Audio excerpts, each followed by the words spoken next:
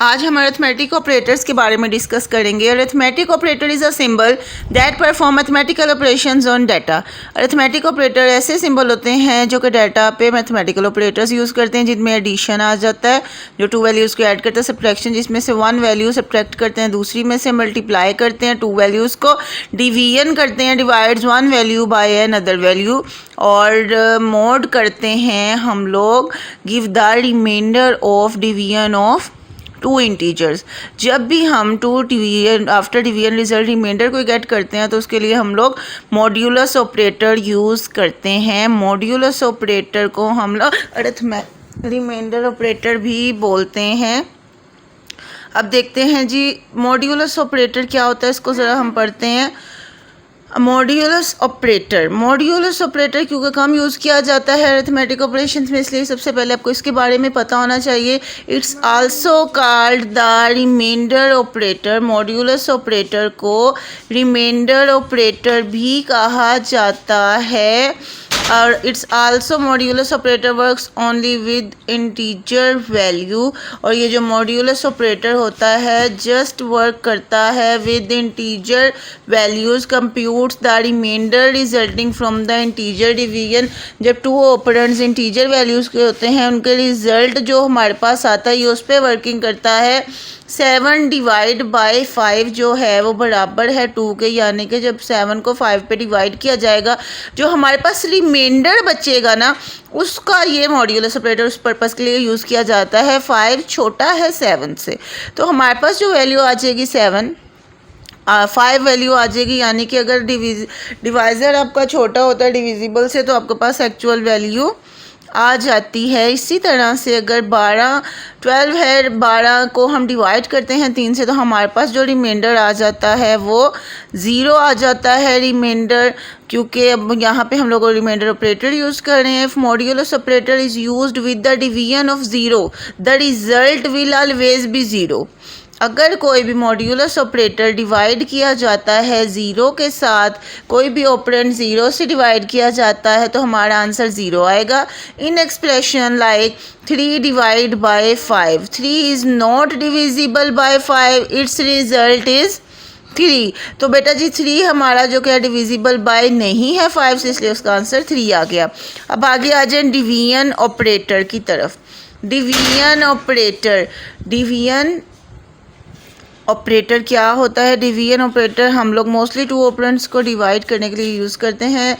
C division operator is use for slash perform integer division if both operands are integer. अगर दोनों आपके operands जो हैं वो इंटीजर वैल्यूज़ के हैं तो आप लोग डिवीजन ऑपरेटर यूज़ करने के बाद जो आपका रिमाइंडर बचेगा तो वो आपका आंसर होगा 7 डिवाइडेड बाय 3। अब ये दोनों इंटीजर वैल्यूज़ हैं तो हमारे पास जो रिमाइंडर बचा है वो हमारा बचा है 2। बिकॉज जो हमारा डिवीजन ऑपरेटर है इंटीजर वैल्यू को डिवाइड आपस में करके जो हमें रिमाइंडर देता है वो ये होता है। मिसाल लेते हैं हम, the example the result of 7 divided by 4 evaluates to 1। जब हम 7 को डिवाइड करेंगे 4 पे तो हमारा आंसर 1 आएगा, और 17 डिवाइडेड बाय 5 इवेल्यूएट्स टू 3।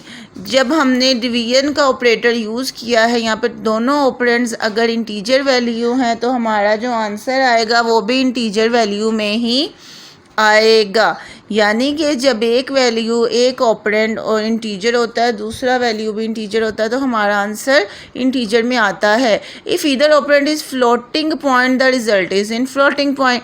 अगर हमारे पास कोई एक ऑपरेंड भी फ्लोटिंग पॉइंट में पाया जाता है तो हमारा जो रिजल्ट आता है वो भी पॉइंट में आंसर आता है। देखें जी 7.0 divided by 2.0 3.5 is our answer.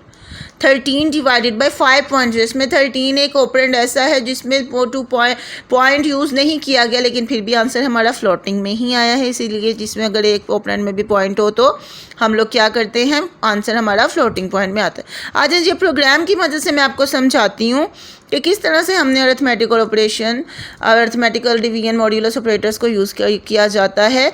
सबसे पहले देखें जी मैंने इंटीजर में 2 वैल्यूज़ ले लिए हैं ए और बी।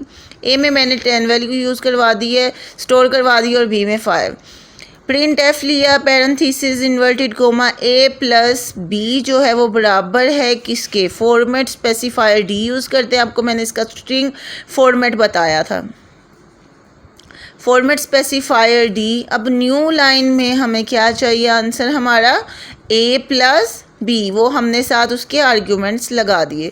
ये देखें जी, अब ए की जगह हमारे पास 10 स्टोर हो जाएगा और बी की जगह 5 स्टोर हो जाएगा। After the execution of program जो हमारे पास आंसर आएगा वो 15 आएगा।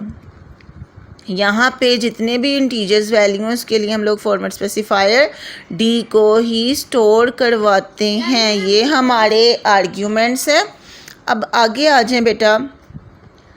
अब नेक्स्ट प्रिंट एफ है, यहाँ पे हमने सब्ट्रैक्शन का वो यूज़ किया हुआ है, सब्ट्रैक्शन का ऑपरेटर यूज़ किया गया है। यहाँ पे नीचे देखें, उसके बाद न्यू लाइन है, सेम एज इट इज़ हमने अपने ऑपरेटर्स को यूज़ करते जाना है, सब्ट्रैक्शन के, मल्टीप्लिकेशन के, डिवीजन के, और उसके बाद मेरे ख्याल से मॉड्यूलस। अच्छा, जब भी हमने मॉड्यूलस ऑपरेटर को यूज़ करना है तो हमने डबल परसेंटेज के साइन को लगाना होता है। कौन से साइन को, डबल परसेंटेज के साइन को। ये देखें, अब आपके सामने एक एक चीज़ को बताया जा रहा है कि प्रिंट एफ में किस तरह से हमने पैरेंथेसिस लगाने हैं, इन्वर्टेड कोमास, ए प्लस बी, ए माइनस बी, उसके बाद हम लोगों ने बराबर का साइन लगा के फॉर्मेट स्पेसिफायर डी, उसके बाद न्यू लाइन में चले जाना है। वो आगे जो है वो अपने आर्ग्यूमेंट्स लिखे हुए हैं, like A B, A static B, A slash B, A mod B, these are the arguments. लेकिन हम लोगों का स्टार अगर slash new back slash N तक भी यूज़ करें तो हमारा प्रोग्राम एब्सोल्युटली ठीक वर्किंग करेगा। अभी आपको मैं देखें जी, डबल मॉड्यूलस है। यहाँ पर जब भी हमने लिखना है मॉड्यूलस ऑपरेटर को तो परसेंटेज के साइन को 2 टाइम्स राइट करना है। जब भी हमने मॉड्यूलस के ऑपरेटर को यूज़ करना है तो 2 टाइम्स लिखना है। अच्छा जी, अब देखें जी, अब मैंने अपने प्रोग्राम को रन एंड एग्जीक्यूट किया है। A plus b 15, a minus b 5, a static b 50, a slash b 2, a divided by b 0. This is my answer and this is correct.